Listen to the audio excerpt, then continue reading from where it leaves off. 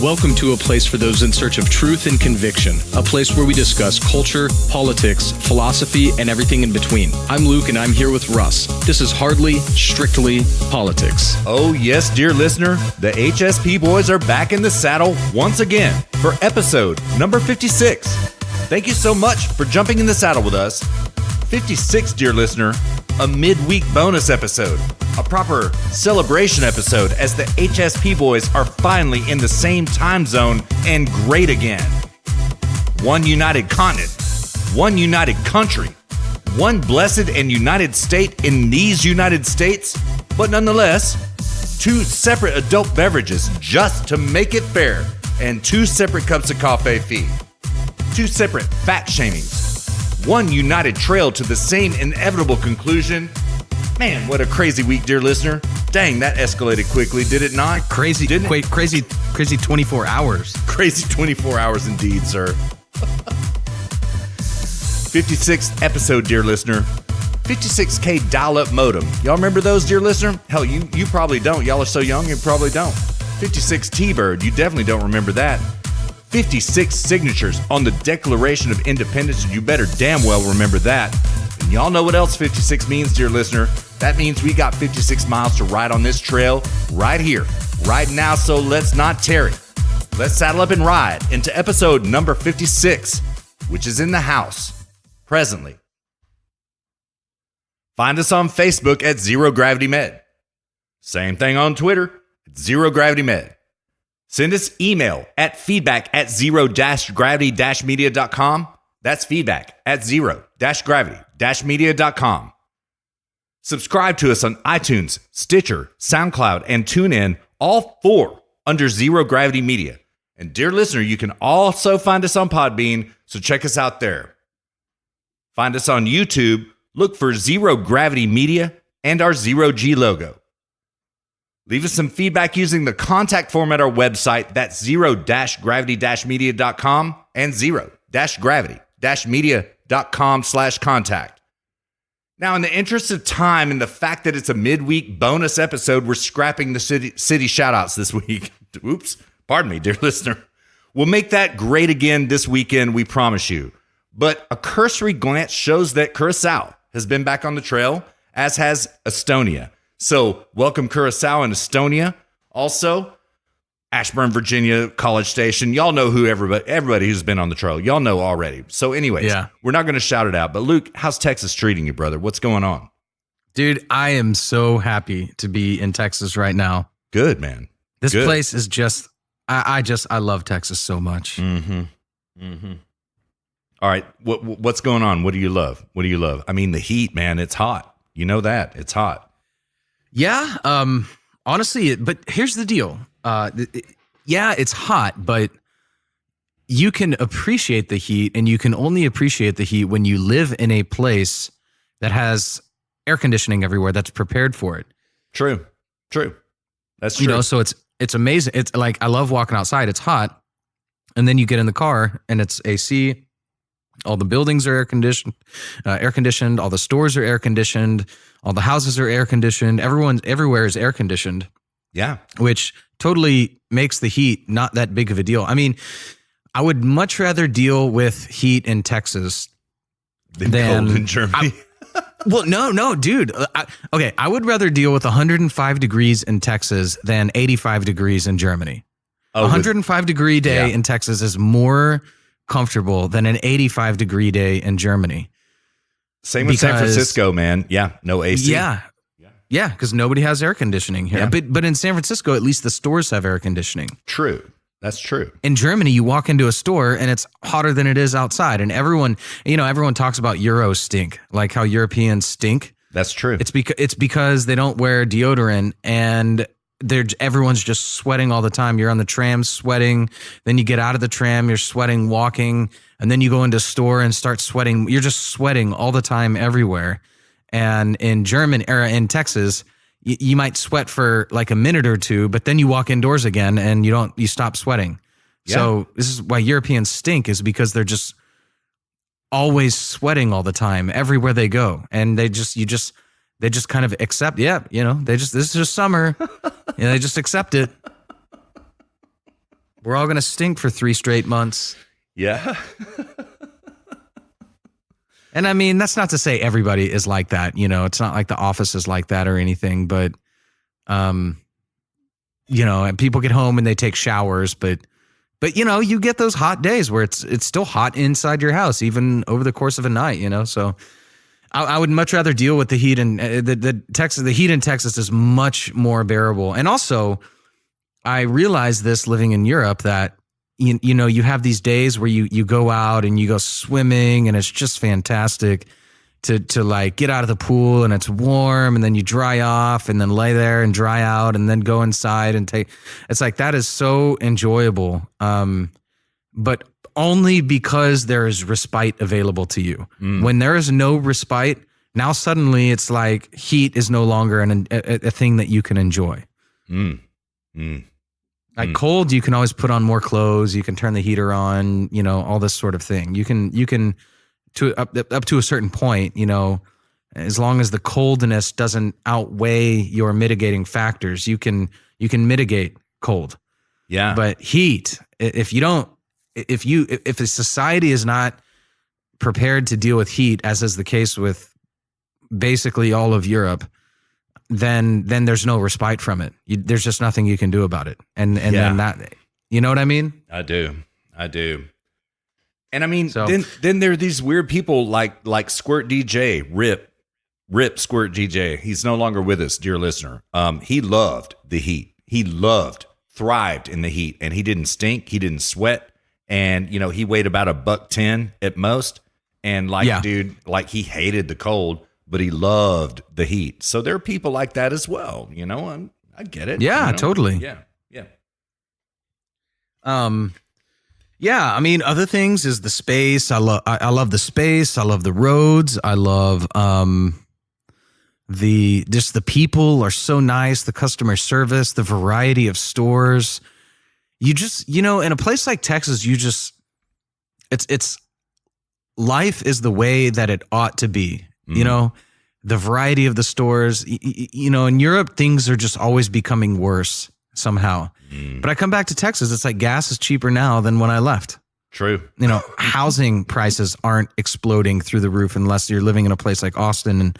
And, you know, and it's just life as it can be, you know, the potential of living the good life. People are doing it in Texas, and man, and you notice it immediately.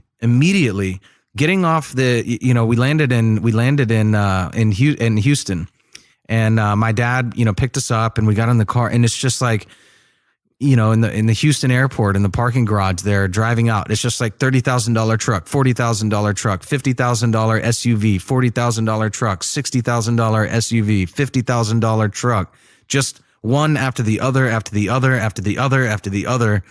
and in Europe, it is not like that. It's like, you know, just the wealth, the ubiquity of wealth in Texas is mind blowing.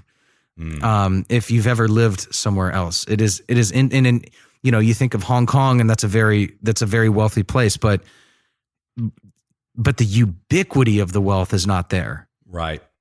You have a lot of wealth, but you have a lot of poverty too. In Texas, you have a lot of wealth, and it's ubiquitous. Everybody's wealthy. It's fantastic. Texas is such a great place, and people in this state have it so good. And if you live in Texas and you're listening to this, you should know that you're living the good life, and you are a select group of people on this planet today and in human history who have it better than any other human being in human history.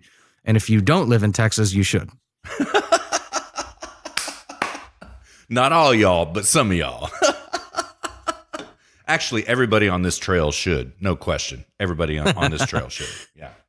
Dude, I've thought for a long time. I thought about making a conceptual sort of histogram of the use of y'all, because it's not just simply y'all.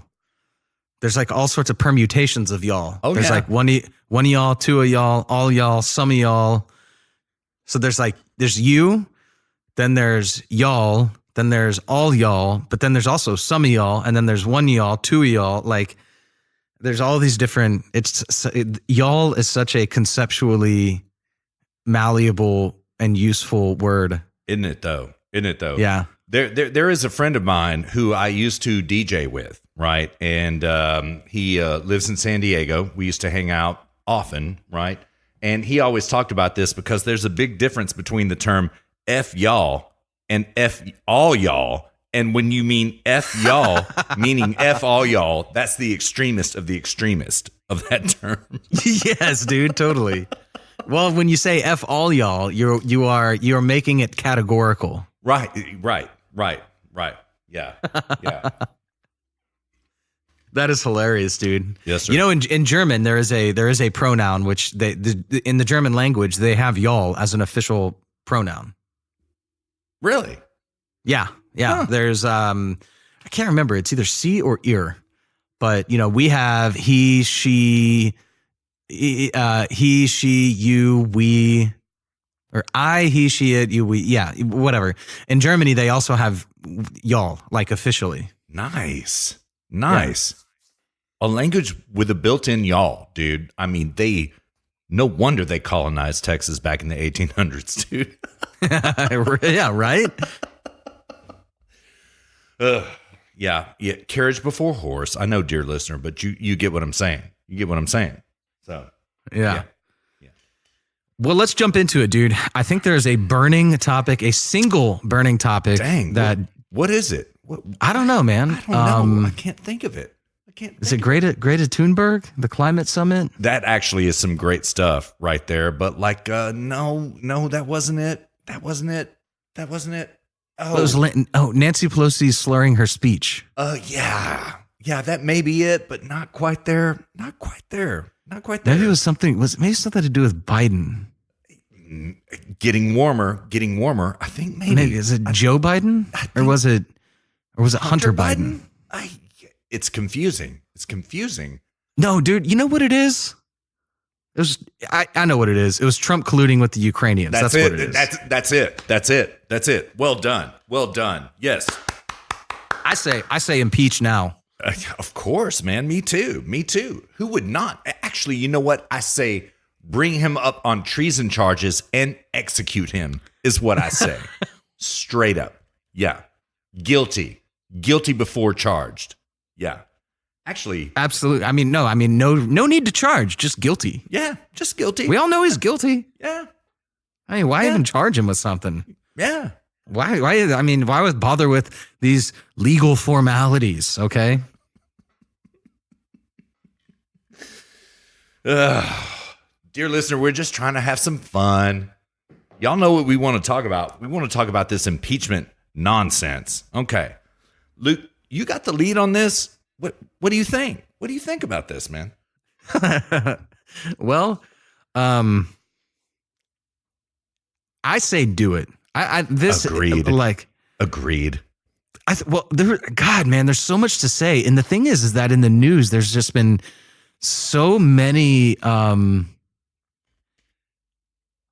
so many different little child branches of stories. It's dizzying. I've been looking at it all day. Granted, I'm working remote right now, but so I was kind of preoccupied with that. But kind of when I was taking little breaks here and there, checking the news and whatnot, and it's like every time I check the news, there was another new article. I mean, I've got one pulled up here on my phone. I'm actually just looking at my phone right now, which is that. It's the Daily Caller. Trump ordered a freeze on $400 million to Ukraine shortly before Biden called. Did you hear about this? I did, but it's entirely bullshit. All of it is bullshit. But yeah, I know about it. Wait, what do you mean? He didn't.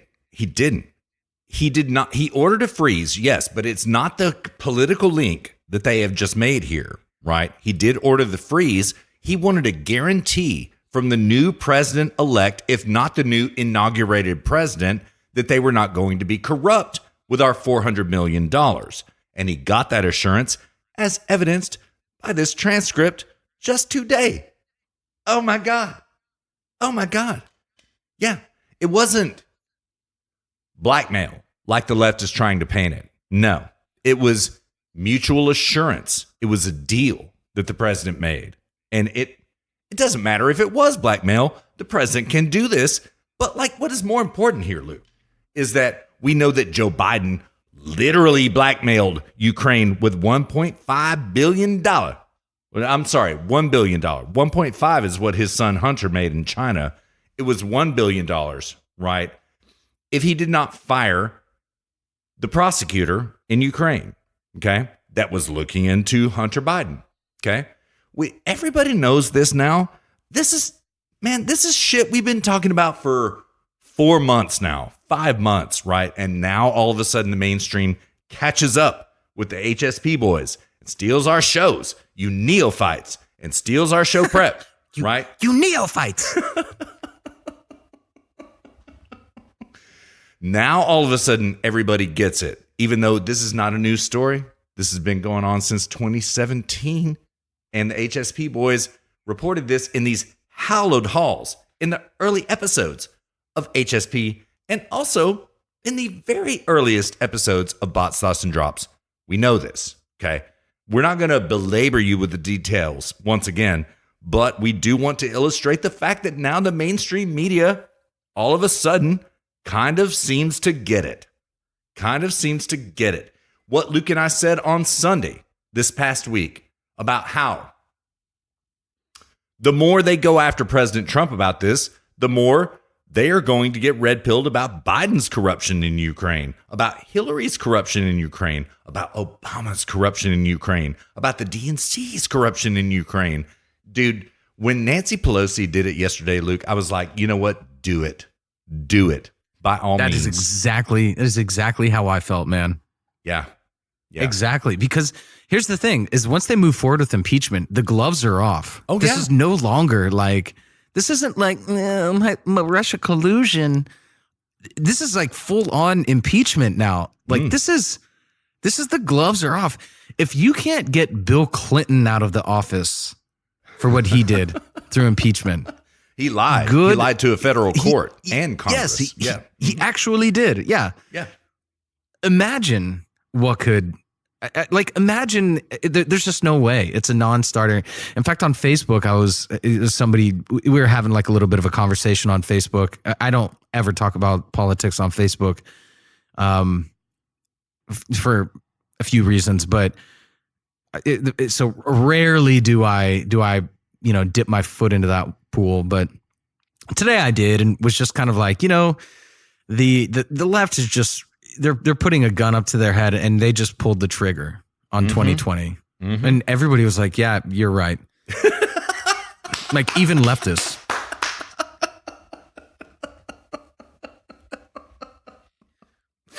Yeah.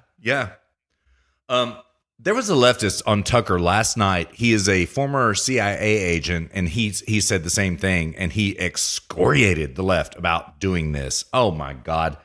And you know what? It's funny to me, man. They didn't get away with it with Russiagate, and now they think they're going to do it again. They think we're so stupid. With something that's even less plausible. Right. And even more accusing of the opposition from whom they accuse. Oh my God. It's insane, man. We have this rule on HSP where whatever the left is doing, or whatever the left is accusing you of, it's because they're doing it themselves. And sorry to interrupt, but everybody has stolen that from us now, just so you know. Tucker, Rush, everybody. Sorry, but that's a fact. Yeah, I actually heard Rush talking about that today, as a matter of fact. Yeah. Because my mom had Rush playing. Yeah. But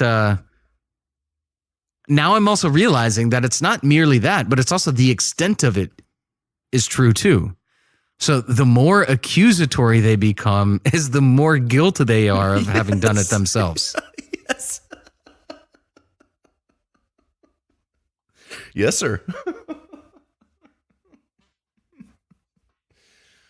Oh, it's so good, man. Listen, I do not wish this dispersion upon our president, dear listener. I do not wish it upon him on a bet, but nonetheless, he has withstood every hook, jab, and body blow that we have had heretofore. He will withstand this. He already has, Luke. He's already disproven and BTFO'd all of this. Absolutely BTFO'd it with transparency. Dude, so I have two thoughts on this right now. I mean, I have many thoughts, but I have two right now before they slip my mind. The first one is that the right they're trained now. To cut? They are. To cut? No, the other way, dude. Oh, okay. Oh, you're talking about the real right. Our right is what you're talking about. Yeah, but not even so much that, but like Hannity today. Hannity was like talking about this being a witch hunt and this and that. I was just thinking to myself, which is great, dude. I'm actually in a time zone where I can listen to this live now. It's fantastic. But when Hannity was going on about this, I was just like, my God. I was like, Hannity's not a cuck. No, he's but like not. even the more, but he's kind of that middle ground, right? Where he'll kind of, he's neocon about some things. He kind of goes with the wind blows a little bit, but he's definitely more to the right, in terms of principles, but definitely not Rush, definitely not Neil Boortz, Right. definitely not these guys, but like even Hannity, within 24 hours, even Hannity is like, this is a witch hunt. They have nothing, blah, blah, blah. And, a year or two ago, Hannity would not, within 24 hours, be jumping on board with this narrative. It's true. Of it's a witch hunt. I mean, everybody on the right, just within 24 hours, is like, nope, bullshit. That's true. Like without even just their first reaction is like, bullshit. Yeah. All of the right. So that was one thing I noticed, is that everybody is just on the same page. And this just goes to show how the left has just emptied their hand of cards and have nothing left. Yeah. And the other thing is that I cannot imagine. I mean, it's been so obvious that Nancy Pelosi has never wanted to go with impeachment. I mean, that should be obvious. Yeah. She always is kind of like, right up and down. Oh, no, you know what? We're not going to do that.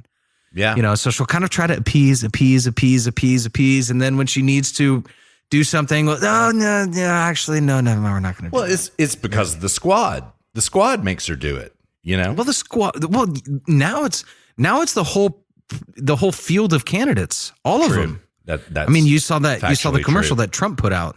Yeah. Mm-hmm. Yeah, it's the whole field. It's all of them. Beta,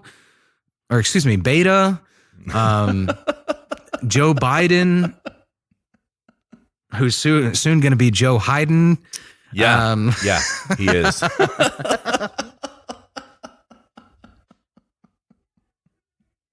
Yeah.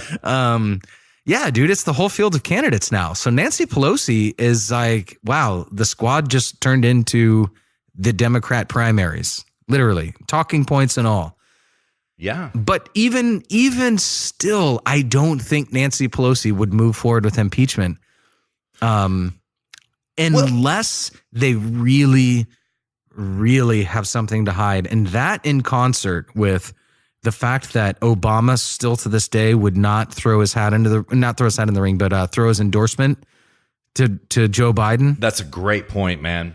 I mean, all of that together points to something big. Yes, sir. Something major. Yeah, I would agree. Now it seems like were Obama to endorse creepy Uncle Joe 30330, as Hannity says, back in the day, right? Back in the ancient history of 2 months ago, he would have implicated himself in a criminal scheme? Maybe. I mean, who knows? We don't know all of this yet, dear listener, but we already do know. Let's be honest. We know it. Not to mention, Luke, the tremendous fanfare from the right about Donald Trump being threatened with impeachment. I've got a Zero Hedge piece here. I'm not going to read it. $5 million raised in 24 hours from all 50 states, tweeted by Brad Parscale. Oh my God. Yeah. Thanks, Dems. Thanks for galvanizing. Thanks for galvanizing the right wing like you did just now. Thank you. Yeah, dude, seriously.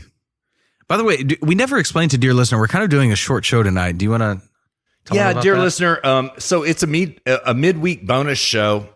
Luke and I are in the same time zone tonight. We just wanted to celebrate a little bit.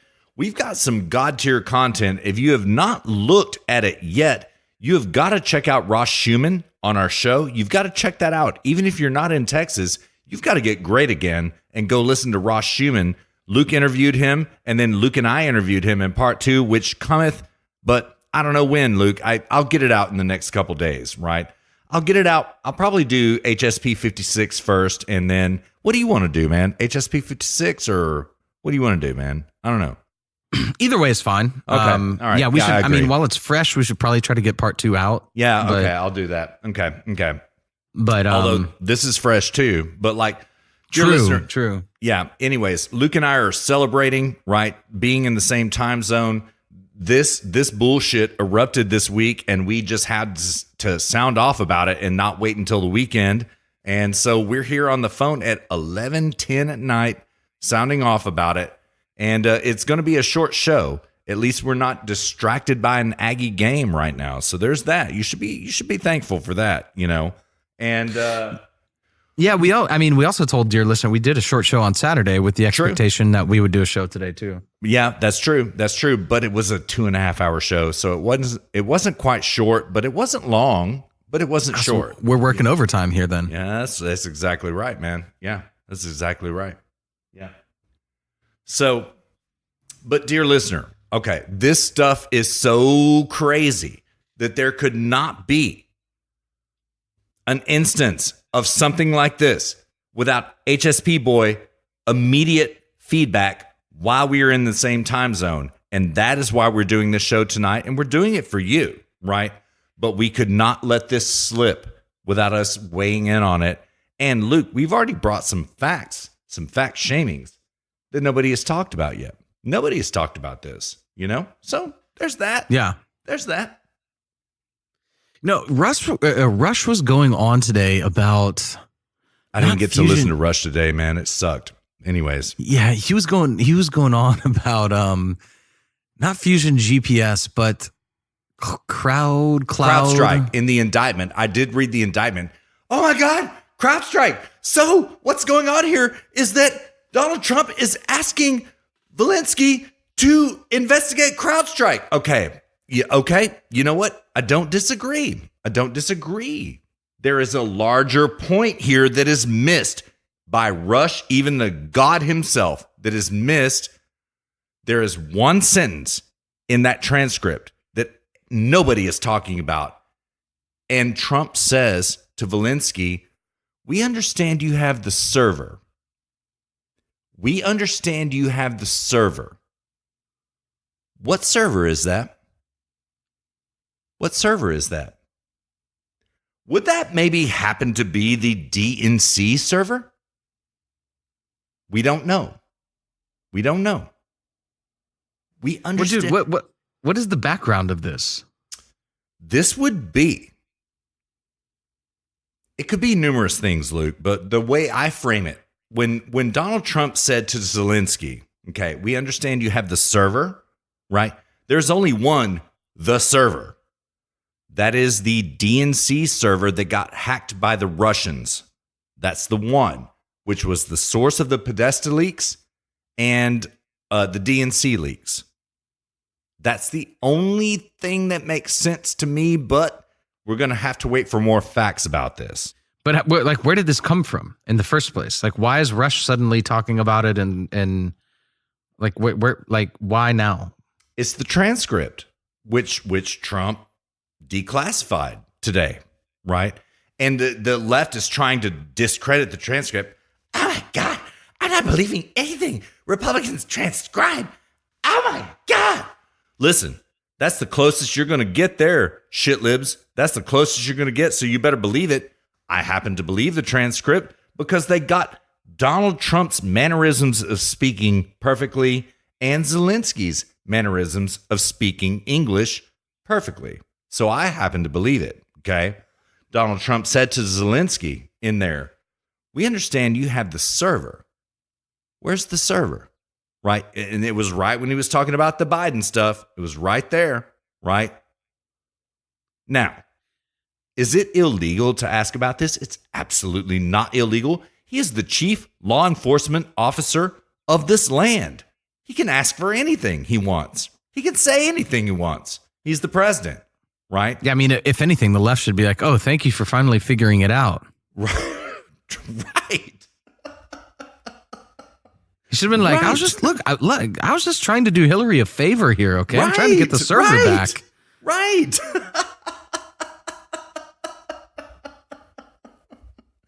Well, Luke, that raises another question. Is it Hillary's server? You know, dude, you know what I would have done? Huh. Like if I got the server, I'd take the server, I'd physically take the physical server, and then I would create a lost and found box and tell Hillary that she can come pick it up. And like tell the media to come. Yeah. Yeah.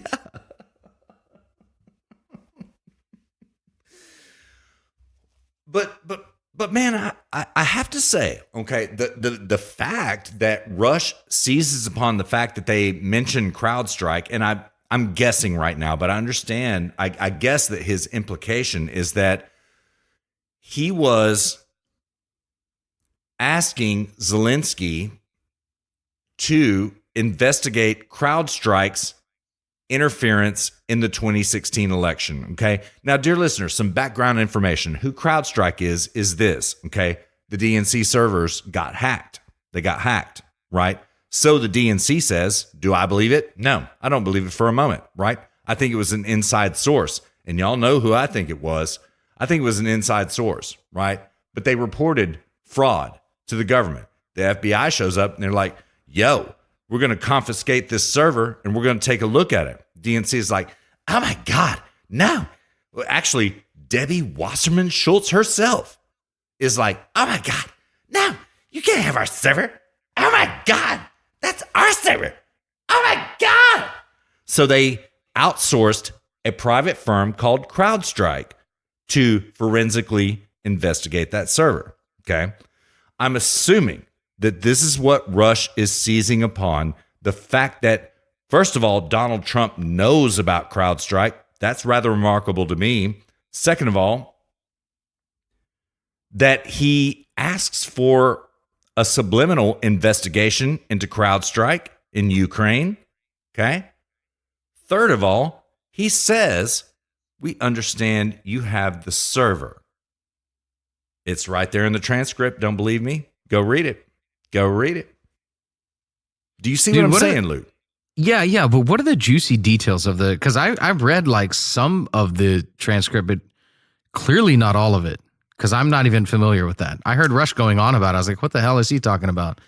But when I Googled the transcript, it didn't look like anything. Man, this is why mainstream news is dying right here. Yes. Because they will not just give you the facts. They're like, oh, here's what some little one paragraph thing. And then you find out later that it's way longer than that. Yes. They're not just like, here's the transcript. This is what is said, blah, blah, blah. They don't just report the news. They're like, oh, hey, this happened. And then they want to make 15 different articles out of it, out of one piece of information. So they break it all up, and it's just such a bad way to consume information. And this is why mainstream media is dying. So, dude, can you red pill me and dear listener on the transcript? I can. It was, how do I explain this? Diplomatic talk, right? It was like a congratulations on your victory, Mr. President. You came from behind. You knocked them all out. We believed in you the whole time. Oh, yes, Mr. President. We are going to drain the swamp here in our country. We're not going to be such a corrupt country anymore. And we are going to drain the swamp. I'm glad to hear that. Okay. So there's a favor I want to ask of you, Zelensky. Can you look into Joe Biden? And can you look into this? We understand you have the server. And can you look into CrowdStrike? Oh, yes, Mr. President. We will look into it. We are already looking into it.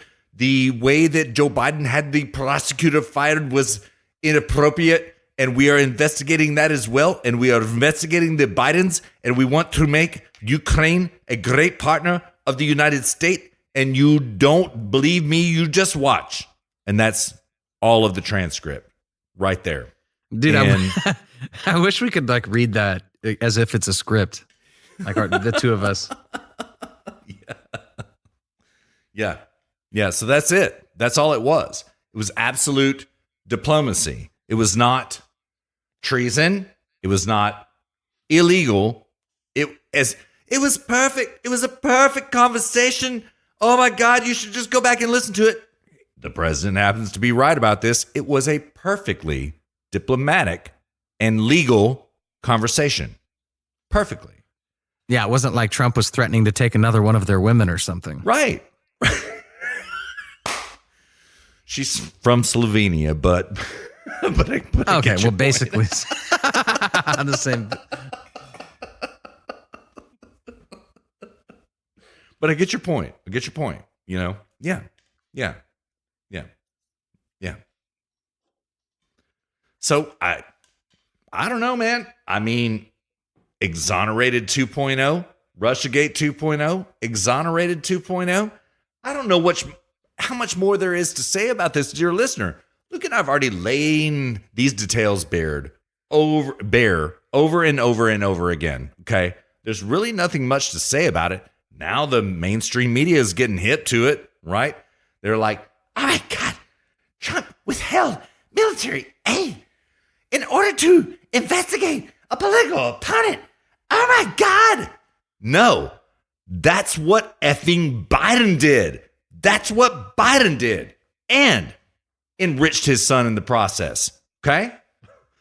Keep going, shitlibs. Seriously, keep going, right? We get it. Everybody gets it. Look at the poll numbers. Look at the fundraising numbers. Everybody gets it. Okay? Just keep doing it. Keep doing it, right? Oh my God, dude. Yeah. No, I'm reading this transcript right here. When was this phone call? This is on July 27th of this year. July 25th. Okay, my bad. 25th. Okay. Dude, this is hilarious. Yeah. I'm going to quote here. Okay, hold on. Oh my God, this is so funny, dude. Okay, Yeah. So the president, I would like you to do us a favor, though, because our country has been through a lot and Ukraine knows a lot about it. I would like you to find out what happened with this whole situation with Ukraine. They say CrowdStrike. I guess you have one of your wealthy people, the server. They say Ukraine has it. There are a lot of things that went on, the whole situation. I think you're surrounding yourself with some of the same people. I would like to have the attorney general call you or your people, and I would like you to get to the bottom of it. As you saw yesterday, that whole nonsense ended with a very poor performance by a man named Robert Mueller, an incompetent performance. But they say a lot of it started with Ukraine. Whatever you do, it's very important that you do it if that's possible. A very incompetent performance. Yeah. And by the way, dear listener, just on Monday of this week, Tony Podesta was not recommended for charges by the DOJ. This is on you, William Barr. Tony Podesta is guilty of exactly what Paul Manafort is guilty for. He is exactly guilty for the exact same charges because they were partners in collusion with Ukraine, trying to influence the election, trying to rather counter the leftist influence into the election. And they let him off, Luke. They let him off. Oh my God. William Barr, you're looking pretty suspicious, right? William Barr is on Cuck Watch, dude. William Barr is on Cuck Watch, officially. Is he? Yeah. Well, that's unfortunate. I thought he he's was not supposed to be our guy. Well, look at Epstein. I mean, you need no further proof than Epstein. Dude, this is why, man, this is why when it comes to the DOJ, like the whole judicial branch, this is why I'm just like, I said this a year ago, Russ. I said, I'll believe it when I see it. Yeah, you did. All this shit. I don't believe, dude, the judicial branch is just, I mean, the Supreme Court, all right. But like literally everything else, the Department of Justice, all of that. Even though I don't know that they're part of. I don't know. They're executive. Are they executive? Yeah. Because I was about to be like, oh, I'm gonna get called out because I don't think they're judicial branch. But you know what I mean? Yeah. Like the judiciary, the justice mechanisms of our government, irrespective of the branch, I just have zero confidence in. Hashtag me too. Hashtag me too. And listen, William Barr, all you've got to do is get the business done, and the HSP boys' confidence is restored entirely. But you're not getting it done. That's the fact. You let off Tony Podesta for interfering with the 2016 election via Ukraine. And Paul Manafort goes downtown and Tony Podesta is not. They were literal partners. What is he? Not judge. What is he? AG Barr. AG. That's all he is. Yeah. Okay. I was about to say, Attorney General. Yeah. You're not getting it done, sir. You're not getting it done. And it's looking pretty bad. You're kind of enforcing this view of a two-tiered judicial system by your own damn self. So, Mr. Trump, Mr. President, we know you listen to this show. We know you do. Check your boy, man. Check your boy. Straight up. Check your boy. So, yeah. In broader scope here, dear listener, what was going on is that the Democrats were using Ukraine to interfere in the 2016 election. That is what we've already talked about this. We're not going to do it again. Joe Biden was profiting from Ukraine after the 2016 election and even bragged about it on tape. Don't believe us? Go listen to previous shows, right? Actually, do believe us, but verify us in our previous shows. We've already explained all of this. We're not going to do it again in the interest of your time. But dear listener, it was never, as we have already said, in these hallowed halls, Russia collusion. It was always Ukraine collusion. And now they're getting busted, right? And oh God, Luke, the more they shine the light on this, the better it is. That's it. That's it. Totally, dude. Totally. This is why they have to double down on all this stuff. Precisely because they know they have skeletons in the closet. Yes, sir. Dude, more from this transcript. This is so funny. So President Zelensky, which you know what that reminds me of? No. Zelensky, the auto parts king. Oh God. I can't believe I didn't think of that, dude.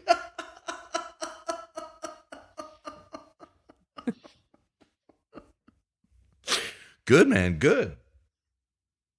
All right. So he says, I would like to tell you that now I want to talk like Zelensky, but I can't do that. He has accent. a God tier voice, dude, a God tier accent and a God tier voice. I cannot mimic it. I can't do it. All right. I would like to tell you that I also have quite a few Ukrainian friends that live in the United States. Actually, last time I traveled to the United States, I stayed in New York near Central Park, and I stayed at the Trump Tower. Trump Tower. I will talk to them, and I hope to see them again in the future. I also wanted to thank you for your invitation to visit the White House, specifically Washington, D.C. On the other hand, I also want to ensure that we will be very serious about the case and will work on the investigation. As to the economy, there's much potential for our two countries, and one of the issues that is very important for Ukraine is energy independence. I believe that we can be very successful in cooperating on energy independence with the United States. We are already working on cooperation. We are buying American oil, but I am very hopeful for a future meeting. We will have more time and more opportunities to discuss these opportunities and get to know each other better. I would like to thank you very much for your support. And then Trump responds, good. Well, thank you very much, and I appreciate that. I will tell Rudy and Attorney General Barr to call. Thank you. Whenever you would like to come to the White House, feel free to call. Give us a date, and we'll work that out. I look forward to meeting you. Okay. All right. So, I mean, that doesn't sound like a collusion phone call to me when he's like, come by the White House, we'll work it out. Like, I mean, if you're trying to collude against your enemies, you're not at the same time in the same call inviting them to the White House. Well, Russia's take on it, I'm assuming, was that William Barr is going to investigate CrowdStrike. Am I right about that, or am I wrong? That's just a guess. That Zelensky was going to investigate CrowdStrike? No, that President Trump was but that President Trump was prevailing upon Alinsky to bring William Barr in to investigate CrowdStrike. A Zelensky, not a Alinsky. Oh, sorry, my bad. We're talking the auto parts king, not the subversion king. Yeah, my bad. My bad. Slip of the tongue, right? Yeah. No, no, I honestly, let me just do a word search and see if I even see CrowdStrike in here. Yeah, well, yeah, of course. Yeah, we already talked about it, but let me see. Because I know some shit about Rudy right here, right now. I know some shit about that. Okay, Trump only in the entire transcript only mentions CrowdStrike once. And this is a long ass transcript. This is really? Huh. Yeah. Why did Rush go on about it? Huh. Yeah. Huh. Well, I don't know. I mean, he only mentions it once, and he's kind of like this CrowdStrike thing, and then they move to Biden and Hunter Biden and this sort of thing. So the phone call was basically sort of diplomacy / CrowdStrike / Biden. Okay. But CrowdStrike was mentioned like in passing. Okay. And then they didn't hit it. Yeah. Okay. Well, it is rather interesting. You know, I agree with Rush's hit it and quit it, that it is very interesting that CrowdStrike was mentioned. I'm not sure that I find that as interesting as we understand that Ukraine has the server being mentioned. I'm not sure that's as interesting as the fact that Trump mentions we know that Ukraine has the server. And I suspect, regardless of what Rush said today, right? I suspect that both of those sentences in the transcript struck fear in the heart of the deep state today. I suspect, right?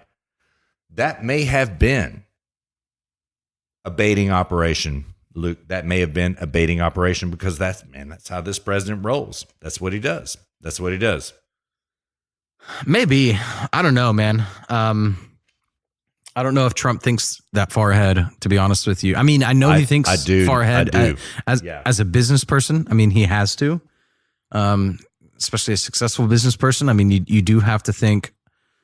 I mean, as I've gone through my professional career, I just find myself thinking farther and farther and farther and farther into the future. Right. And the farther you think into the future, the more difficult that I don't want to say prediction, but the more difficult the process of understanding how to get to that point. The farther the point away is in the future, the process of getting there becomes increasingly difficult. This is why CEOs make a lot of money, because they're thinking quarters and years and decades out, not just one shift. Right. You know.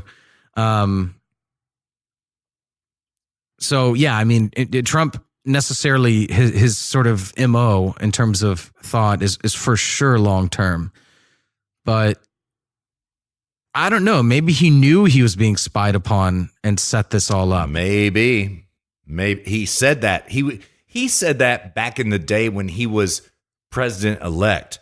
Oh, I just found out Trump Tower is bugged. Moving to New Jersey, everybody clowned him. Oh my God, what a paranoid narcissist. Oh my God. And turns out it was true. Now it is proven and lain bare that he is being spied upon again, right? And this spy is somebody very close to him. Stephen Miller, you're good. Kellyanne, you're good. It was somebody on that call with him and Zelensky that day, right? Because the whistleblower is either secondhand or thirdhand information, right? We don't know. We don't know how far it goes, right? It was reported to the whistleblower. The whistleblower didn't acquire it firsthand, right?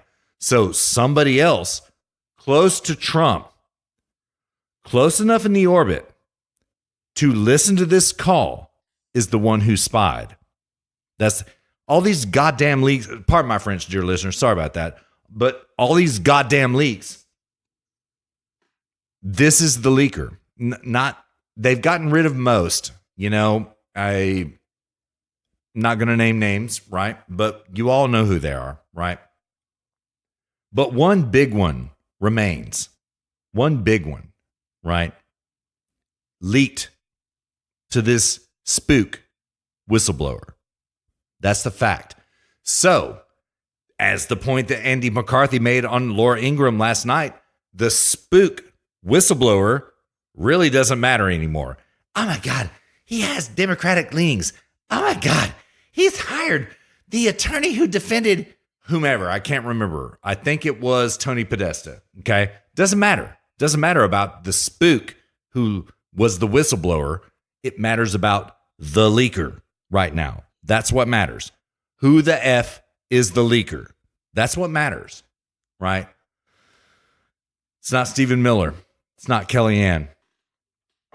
That's all I got on that. So let's shift gears a little bit. What now? So lay out the facts for us on what happened when Nancy Pelosi declared yesterday that they want to proceed with impeachment. They want to proceed with impeachment, as I understood it. So what happens now? Okay.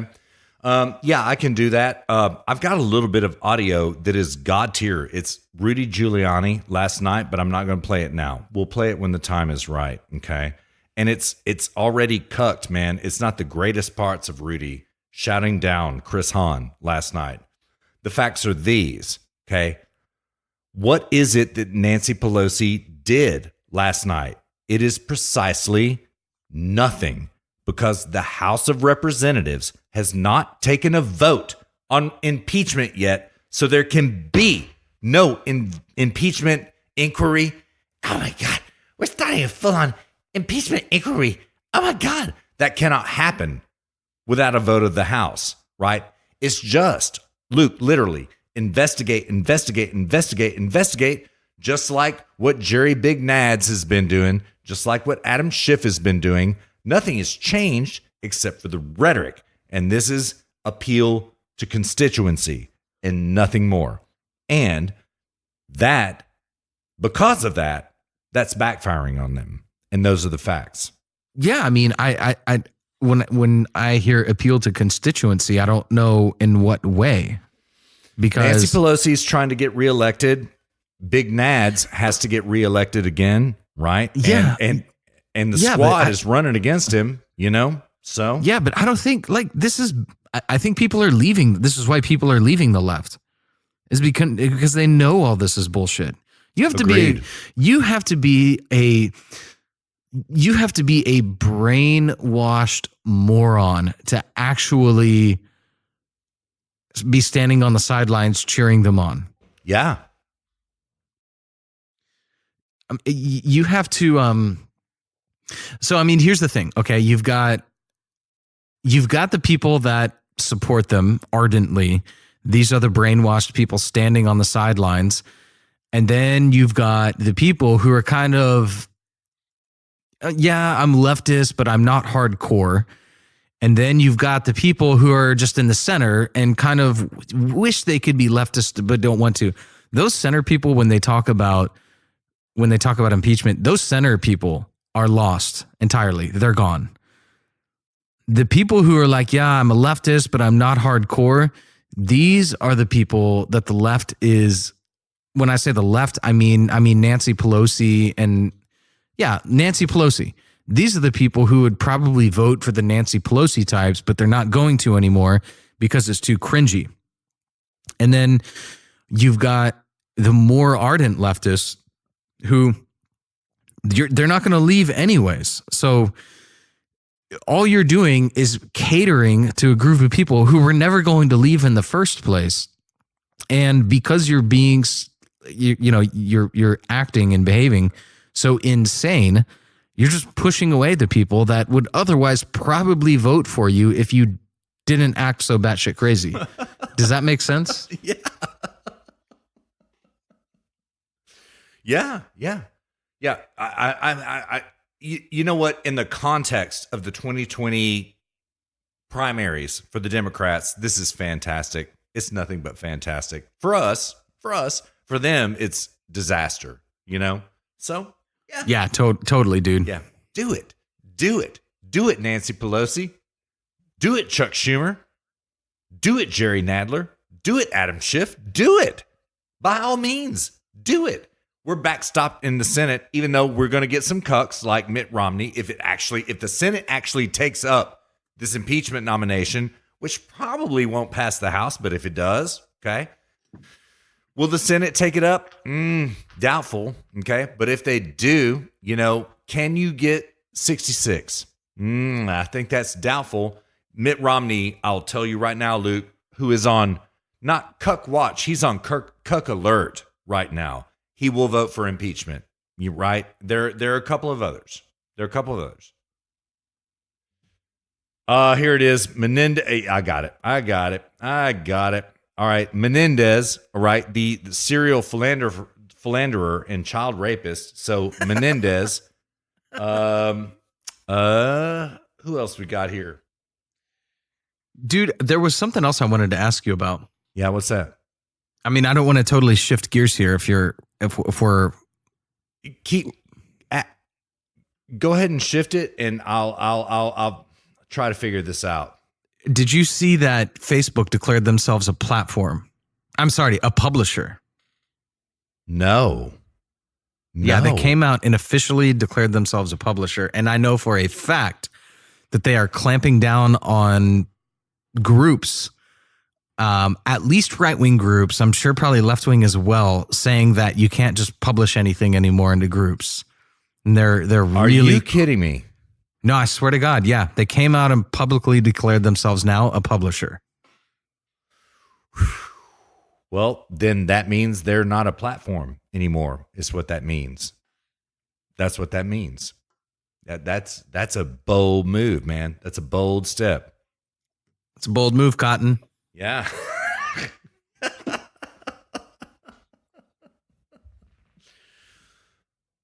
All right. Let's get right back on this real quick. But dear listener, the three senators who wrote to Ukraine last May were Robert Menendez, Dick Durbin, and Patrick Leahy, and they wrote to Ukraine and implored them to keep investigating Donald Trump, and that's a fact. That's a verifiable fact. Now, so let's look at it in the balance against what you read in the transcript with Donald Trump today.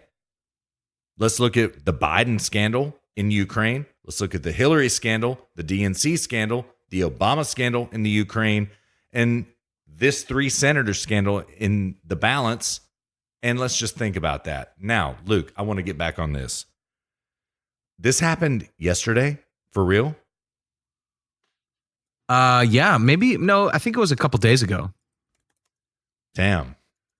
Let me see. Let me see if I can find. Just dig up a quick source.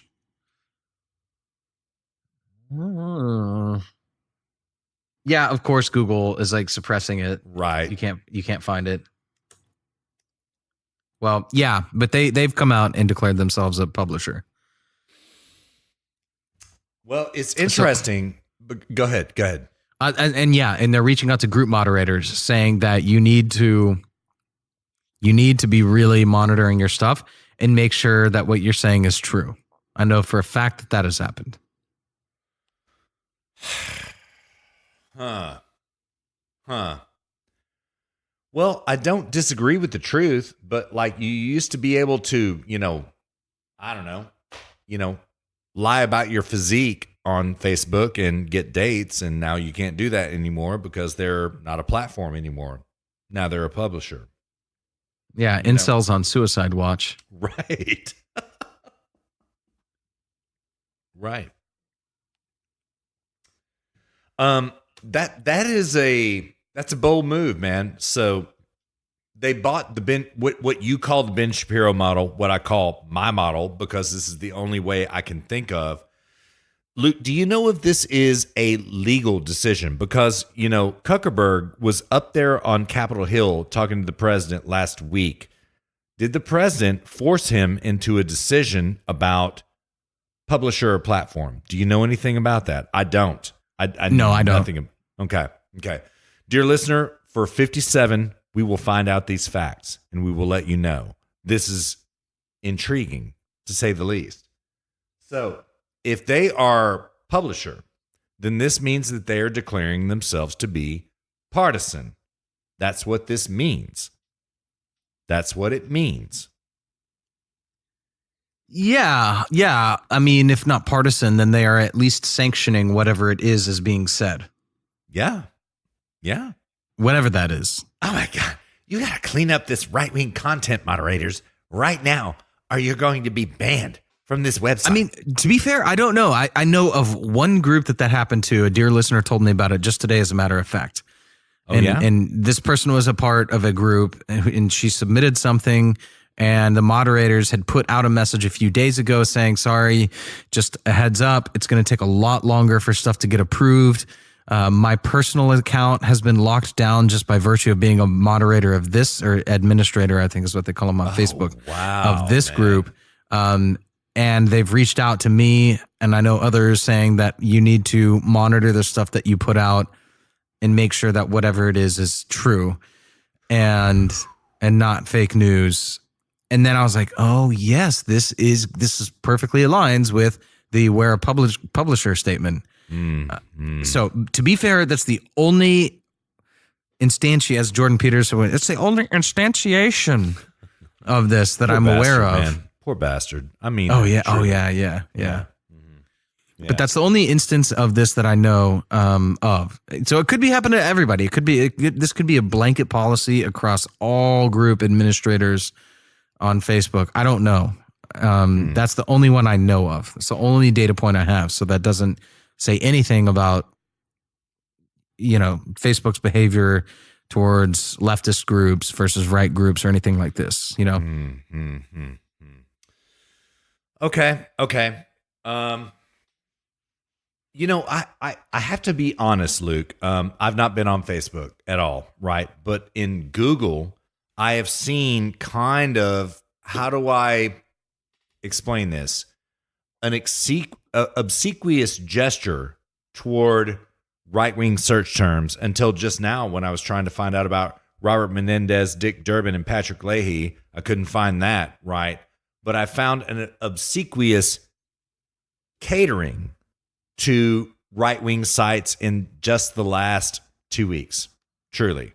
But Facebook, man, I've not been on it. I don't know. Well, that's because Google they're about to get hit with antitrust right now. Yeah, they're in the process of being hit with antitrust. That's right true. Now. That's true. So they're probably doing everything they can to backtrack that. Well, I would figure that Facebook is also trying to do the same by declaring themselves a publisher. That's what I would expect. You know what I mean? Suspect, rather, not expect. Suspect, right? So they cannot be brought up on antitrust charges in the same way that Google is being brought up, right? I suspect. I can't prove it, but I'm guessing, right? In other words, I'm guessing that after Zuckerberg's meeting with President Trump last week, he was brought to heel, is what I'm guessing. 1 or 0, bro. It's going to be a 1 or a 0, Mark. What do you want? You want to be a 1 or you want to be a 0? I'll take the 0.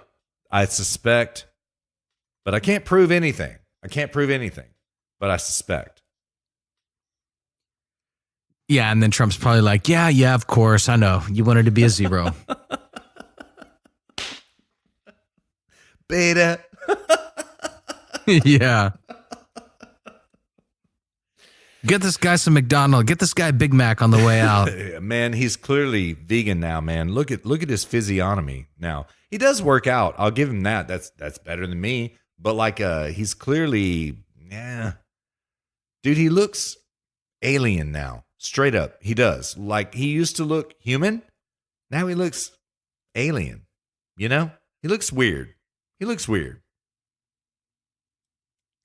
Yeah, I mean, to be fair, Mark Zuckerberg his net worth is 7 times as much as Trump's. Really? So Trump is 10, he's 70, is what you're saying? Yeah. Actually, Trump has lost about $3 billion since being in office, so we're talking 10 times. Yeah. But, Trump will get out of office, write a couple books, Yeah. Exactly. Exactly. How I Made America Great Again. Chapter 1. Yeah. Yeah, it's going to be like that. Yeah. Yep. How I Made America Great Again. Chapter 1, Rosie O'Donnell.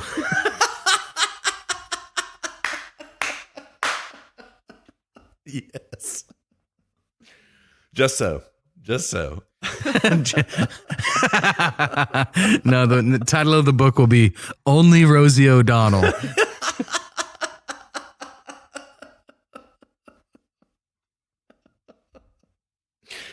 Yes, sir. Yes, sir. Yes, sir. Just so. And that would be an appropriate title because that's where he got, dude, that's what launched him onto this everyone's radar. That's when our boy in San Francisco said he knew that he was going to win. I you know what? We went through we colloquially call it P-Gate, but it was, what was it, man? The Access Hollywood It was Pissgate. Yeah. The Piss dossier. Yeah. Well, there's that was subsequent, right? It was what I meant was the Access Hollywood tape thing. I don't want to say. Oh, yeah.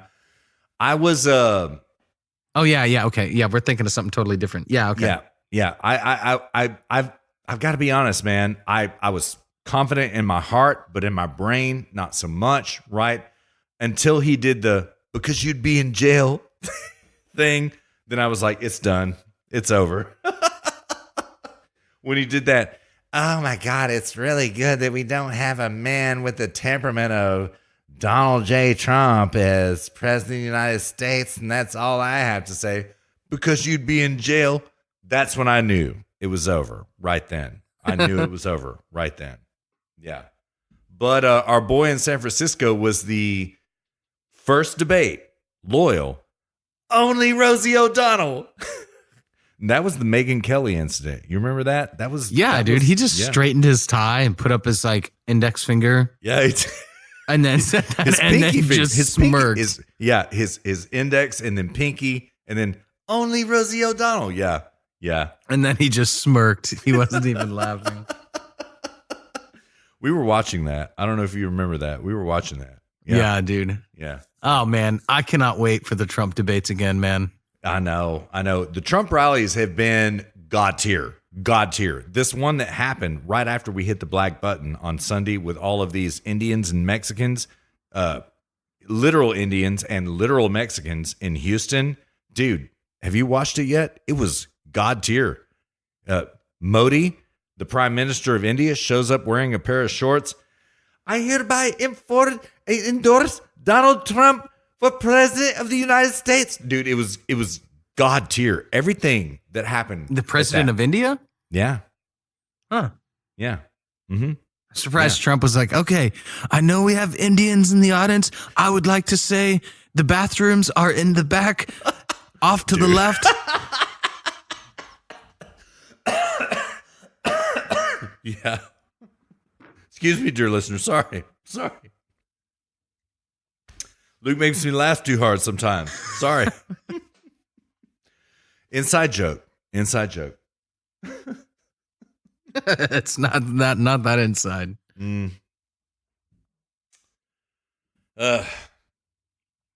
Well, do you want to call it, dude? Because we were going to do a good show, or we were going to do a short show. We've done a good show. Yeah, I think we should call it so we can keep a short show. Yeah, we have a good, tight show. Let me think. Is there anything you have to say about Ukraine Gate that you haven't said? Let me think about it for a minute. There's nothing I haven't said. Yeah, I mean, my biggest takeaway on this is that I'm glad it's happening. This is great. I encourage the left to continue doing it. As is always the case, don't be black-pilled. This is the great thing about Trump, is that you can actually be white-pilled about these things. If this were Mitt Romney or some other cucky then it's time to be black-pilled because they're going to buy into it hook, line, and sinker. They're gonna be, I mean, I colluded, but everybody colludes, right? Right, guys? We all collude. Right. That's how Romney would have handled this. Right. That's when it's time to be black-pilled. But with Trump, this is fun. This is good times. Trump's not going to fall for this crap. Yeah. And the more he doesn't fall for it, the more the left buys into it. And the tighter the noose gets. They're just tightening their own noose, with each one of these moves that they pull. Yeah. So long as it's Trump that they're dealing with. Man, he has them so backed into a corner that now we've already said this, man. I don't want to belabor the analogy, right? But they are so backed into a corner that now they lash out. And every lash they make, you just counter it and say, well, okay, let me get more practical with it. Everything that they do from here on out is going to reflect very poorly on them. Very poorly. Yeah. Everything. Yeah. Yeah. They've got to right this ship soon, or they're going to be on the ocean floor. Yes, sir. Yes, sir. And I want to double down on my prediction about Michelle Obama, Luke, right? Like, this is such a shit show that I think they have no choice but to bring out, it's either Hillary or Michelle. And by that rationale, I've got to say Michelle. Contested convention, they bring out Michelle. Yeah, that's what I think. I still disagree, man. I hope to God you're right. I think it'll be either. I mean, Biden might get BTFO'd, and then it'll be Warren. Yeah, I mean, really, honestly, that is where my real bet is right now, is Elizabeth Warren, and that's unfortunate. Well, it kind of and kind of not. All he has to say is Pocahontas and socialist, and it's done. You know? Yeah. Yeah. Yeah. So yeah, but I mean, Elizabeth Warren is good. You know, she's well spoken. She's articulate. Yeah. She's inspirational. She argues a positive. She's got some aesthetics, like, unlike Hillary. Hillary was just demonic. The way her voice sounded and her face and just everything about her. Yeah. And at least Pocahontas, at least Stands with the Beer, kind of looks like, your friend's mom, that is like invites you over for lunch during the summer. Yeah. Sort of a thing. Those high cheekbones, man. So cute. So cute. Yeah, totally. Yeah. Yeah. And I mean, she's got a lot going for her, dude. She's got charisma. She's got passion. She's not afraid to say what she thinks. And she's just a good, solid candidate. What she doesn't have going for her is the mainstream left is all for Biden. That's it. That's the only thing she lacks. Well, and the truth, if Biden, there's that too. So. Well, yeah, but I mean, in the context of the left. Yeah. In the context of the Democrat primaries. Yeah. And if Biden goes down because of all this, it's going to be Stands with the Beer versus Trump. And at that point, man, I would definitely be worried for sure. I think Trump would still have it, but that would be a game changer for sure. Yeah. I think there is no way she cannot take the Pocahontas bait, right? I think there's no way that Trump cannot bait her, right? I mean, dude, he just baited the whole DNC, the whole Democrat Party, right? The whole UN, for God's sake. He just baited the whole UN, right? But I agree with you. She's a formidable threat. I agree. Yeah. Yeah. Yeah. I would not fart her off. I would take her very seriously. Truly. Yeah. Yeah, dude. Yeah. Yep. I'm gonna be sleeping with a dream catcher over my bed tonight. Steal Elizabeth Warren's dreams. I know. I know, man. I know. All right, dude. Well, good show. All right, always, man. I got some bacon and beans. What you got, man? Well, I know at least maybe, like, if not last show, then the one before. I had my mind on some sourdough biscuits, right? It was last show. And yeah. So I've got sourdough biscuits. I've also I've had a smoker in tow. Being that I'm in Texas, I'm crossing through Texas right now. We're crossing through Texas, so I've got a smoker in tow. Got a salt and pepper rubbed, nice 12-pound brisket. Okay. And about to tear it. Let me get the first slice off that point. Cut. Good. Yeah, we're good. We're good. We're set. We're set, man. And I have some coleslaw as well, just in case anybody's interested, but I know you're not. So, it's all good. We've got everything. Indeed. All right, dear listener. Russ? All right, dear listener, thank you so much for riding along with us for episode number 56, special short episode midweek. We made it great again. We hope you're great again, too. Have a good week, rest of the week, and we will be back at you before you know it. Luke, you take care of yourself, brother. All right, you too, man. Peace. Bye.